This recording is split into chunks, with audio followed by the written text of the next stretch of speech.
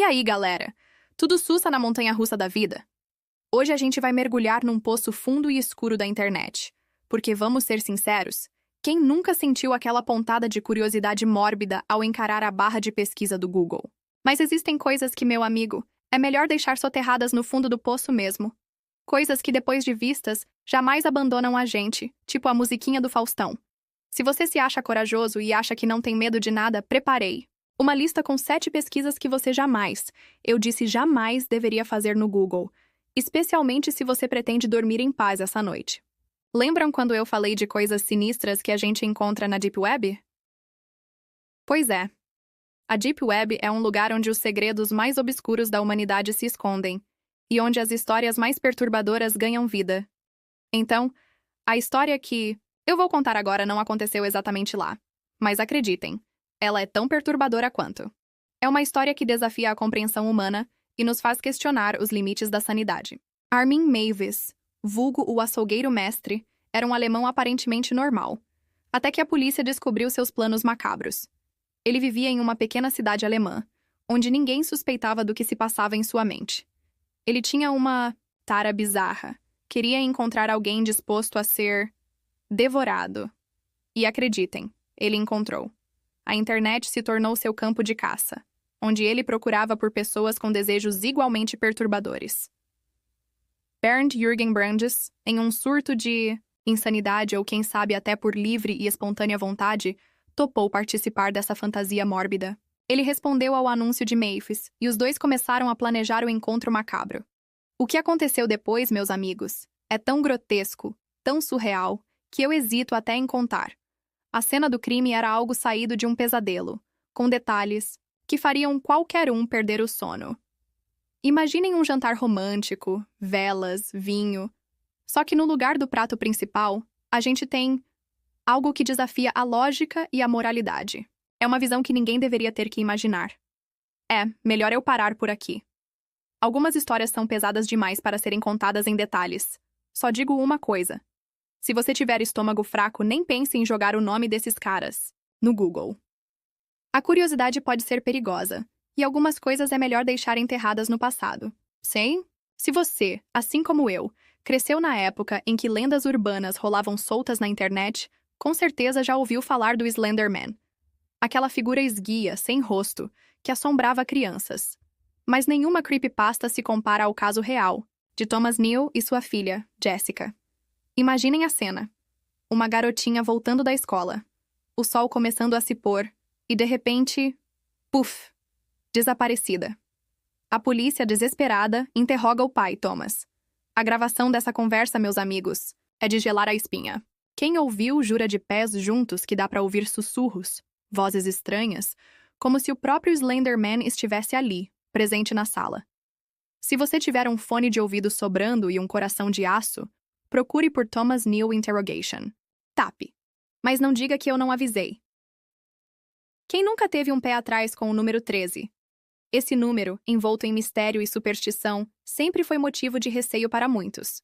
Seja por causa da Sexta-feira 13, Gato Preto, ou até mesmo por histórias de azar que ouvimos desde crianças, ou por causa daquela tia que sempre te colocava sentada na ponta da mesa em um almoço de família, o número 13 sempre teve um ar de mistério.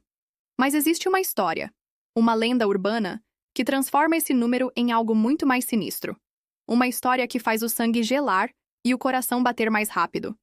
Dizem que se você tiver coragem, ou loucura, suficiente para se olhar no espelho às 3 da manhã do dia 13 e repetir: Senhor 13, eu estou aqui 3 vezes. Algo terrível acontece. Algo que vai além do nosso entendimento.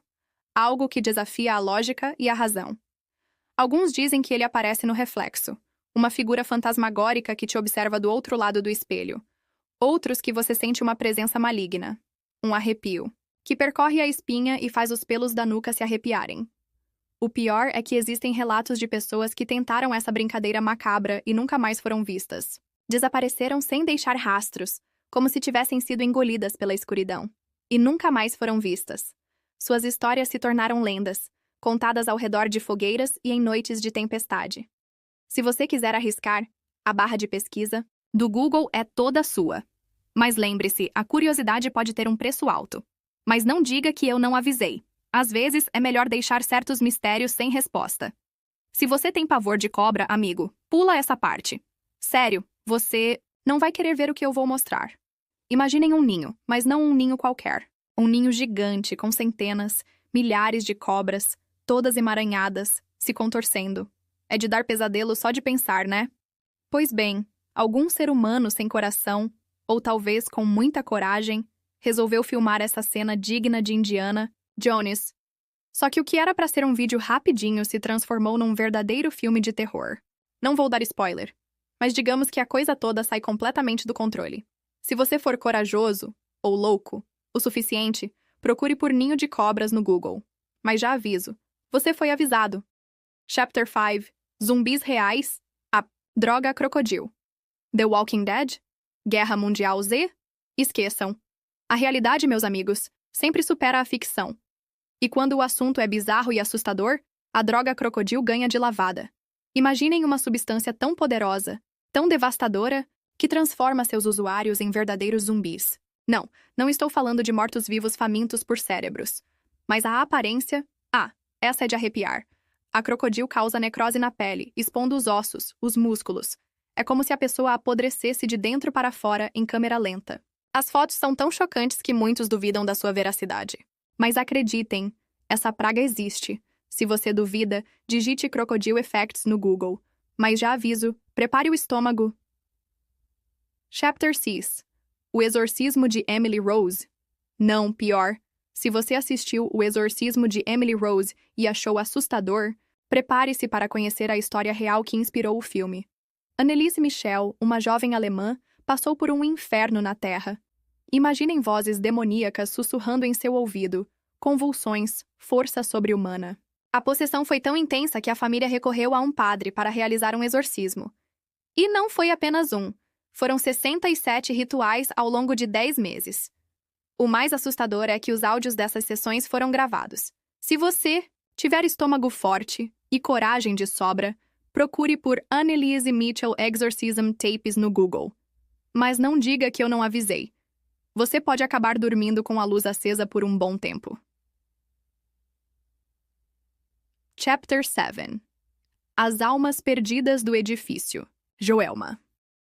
No coração de São Paulo, um gigante de concreto guarda um passado trágico e assustador. O edifício Joelma, imponente estrutura, é um símbolo de uma das maiores tragédias urbanas do Brasil.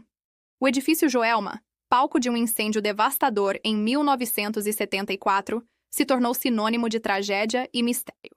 Naquele fatídico dia, o fogo se alastrou rapidamente, pegando todos de surpresa.